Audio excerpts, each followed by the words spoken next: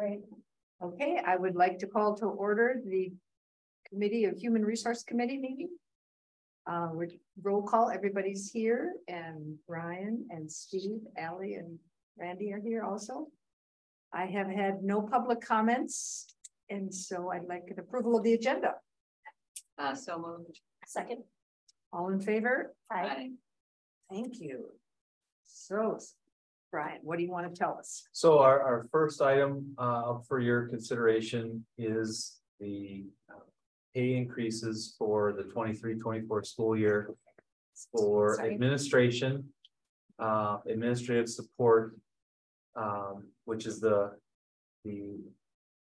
two of our employee groups, and one aspect of our third employee group's supplemental pay for teachers. Our compensation system is considered supplemental pay versus the part that we negotiate, which is base wages, and that again is a separate item for your consideration. So, or excuse me, not is for the full board's consideration on Monday night. So, what is attached to this item lays out the summary of expense for these actions, as kind of what we're seeing here. If you scroll down a little bit, Rebecca, is that with this there you go. So the total percentages are there. As we look at admin and admin support, what this is reflects an 8% package increase, plus the administrator catch-up pay, which is the administrative support catch-up pay, which is the review of comparable peer districts to people filling similar positions. The board stated goal at average pay or above. So for us to do that, we did have to incorporate some $35,000 catch up for this group, for those two groups. So with that, I guess I'll take any questions that anyone would have. Brian, I would just add to that, we did put in the notes that the third draft of the budget will also be presented next Monday night. It'll be presented to the budget committee on Monday morning. So the budget committee is meeting Monday morning. We had to wait until next week because the state doesn't release the state aid amount until July 1st. So we needed some time to put it all together. But what we were able to do is the state budget was based on $325 per student. And all along this spring, we were using $200 per student. So in the next agenda item, when Brian talks about an additional adjustment for hourly staff, we had already taken a step with hourly staff at a total compensation of 7.5%, which is what connected into the $200 per student that we were using in our budget planning process. Allie and I have been working to update the budget for next Monday to reflect the final budget process, which was $325 a student. That resulted in around a little over $500,000 in additional revenue for the district. What that allowed us to do in the final draft of the budget is to increase the amount that could be allocated towards compensation up to a 10% level, which would allow the CPI, which has been calculated by the state at basically 8%, plus compensation system. So Brian referenced the teachers have a compensation system above and beyond bargaining. Administrators and admin support have had an average pay process that's been in place for well over 10 years. And then hourly folks have a relatively newer system that Brian helped implement that moves them along a salary schedule that is in addition to like a base or CPI increase. So all of that together does allow us to utilize a balanced budget for next Monday. I think the other thing that's important to always share is our thanks that the community approved the operational referendum question. The operational referendum question is allowing us to have the additional resources to offer a CPI raise to the staff of the district. Because it's important to keep in mind the state budget with the $325, while it is certainly still an improvement from recent state budgets, as a percentage increase of our budget, it's less than 3%. So the math would not work to be able to provide CPI type increases to staff at the level that the CPI is currently at, with a $325 per student increase. So many districts in Dane County that you have seen that have been approving CPI increases are peer districts that Brian's referring to. Many of them have been approving 8% as well. And most of them have operational referendum funds as well. Many of them that passed this past November, and others that have been in the last couple of years. So I think it's important for our community to know that the state budget alone did not provide the resources for us to be able to offer the CPI raises that Brian's referring to. It's really a combination of the state budget and our public support through the operational referendum question that have allowed us to put together what you see on the screen. And we do go back to when Brian and Allie and Randy and I have conversations to the fact that that community survey that we used prior to the referendum, the highest percentage of community support of the three things that we asked for was to provide competitive wages for district staff, attracting and retaining staff. So it is clearly within the intent of what we described to the public during the operational referendum survey and process, that was one of the three things.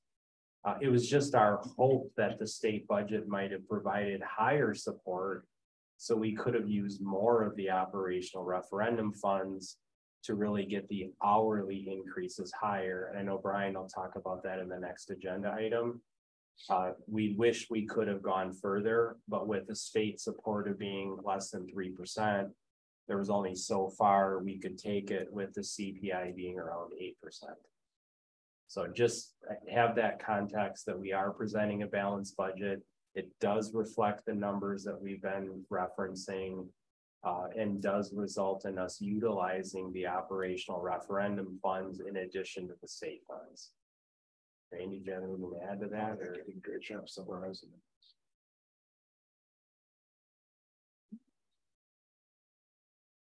So are you looking for us to approve this to go onto the board? Yes. Brian, what's our sub? Sub pay for 2023 was a daily sub was $140 per day. Our long-term sub rate was $245.60 a day, and our building subs were $190 a day. That's 22-23. We're still looking at that will increase for 23-24. The long-term rate will go up to the that goes up to the per diem of the base rate, which is It's okay. yeah. And then all three are going to go up.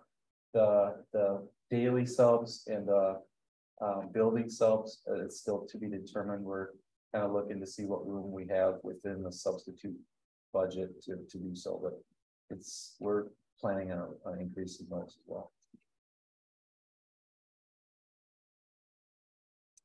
I would make the motion to take the details that were presented to the board on Monday. I second. All in favor? Aye. Aye. The second item on the agenda is, as Steve was alluding to, it's revisiting our hourly staff. And so what we had done at the last month's board meeting was to provide a 6.5% system increase and to operate the salary system which is an additional approximately 1%.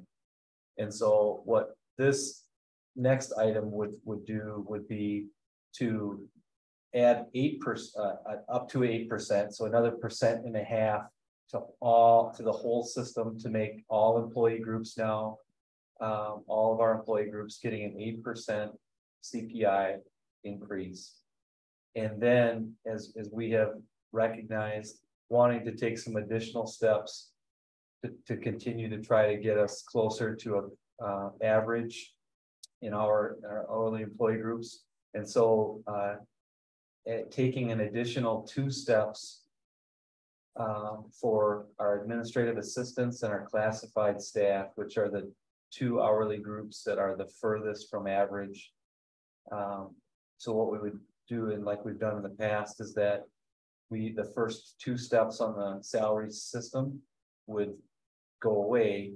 Every employee then would move 2 more boxes ahead, if you would, or at a greater rate. So there wouldn't, it would allow us to keep the separation of someone who has been with us longer would still move 2 spots and not have someone that's been here less time catching up with them. It would slide everyone over. And so with doing those 2 things, the CPI to 8, and decreasing, removing 2 steps, that takes the hourly group changes now to a total of 9.59% overall, which goes below that. You see where that fits in context. Teachers would have an increase of 10.29, hourly staff would be 9.59, and administrative support staff would be just a touch above 8. 8 points, approximately 8.6, because it's 8.7 and 8, so approximately 8.6, kind of how the 3 groups fit together as a whole.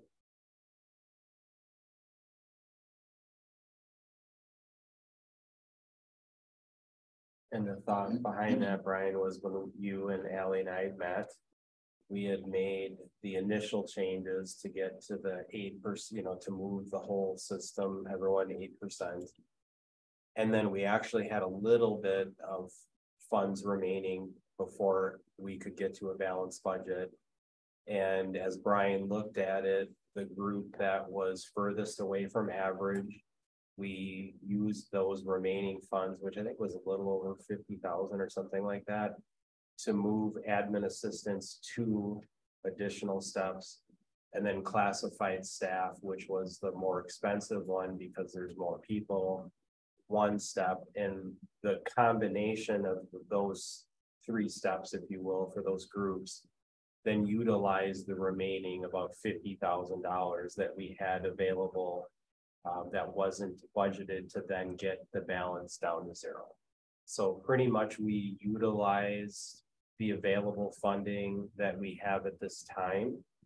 I do think it's important to note that always in the fall, we go ahead and actually, instead of just budgeting like you see on the screen, we put the actual people into place, right? Because Brian's hiring all the time in his team.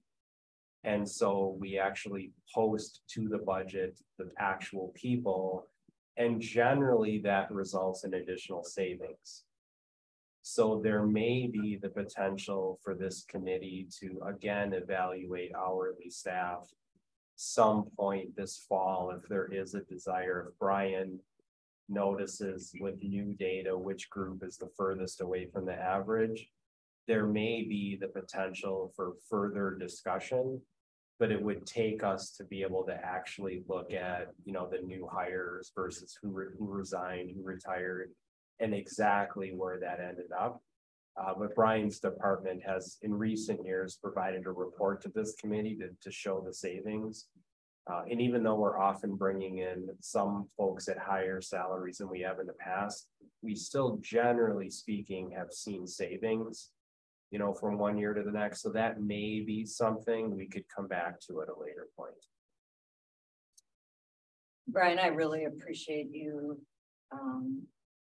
analyzing and working with our hourly people, do you find that it's getting easier to attract those hourly people? And, you know, I know we're always short for years of even filling them out. Is it getting easier?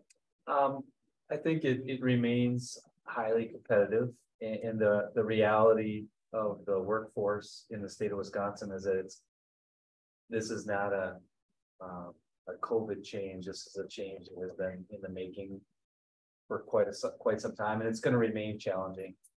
I don't know that I could say that it becomes easier, but I do know that I can say that when we advertise positions, to be competitive or more closely competitive to our peer districts, if we make a rate that is comparable or competitive, it allows people to probably take a deeper look at the things that we can offer them. And certainly that is an attractant, because there are a lot of really positive things in the school district, but if your wage is not comparable, they're not going to look, yeah, they're not going to get to that far.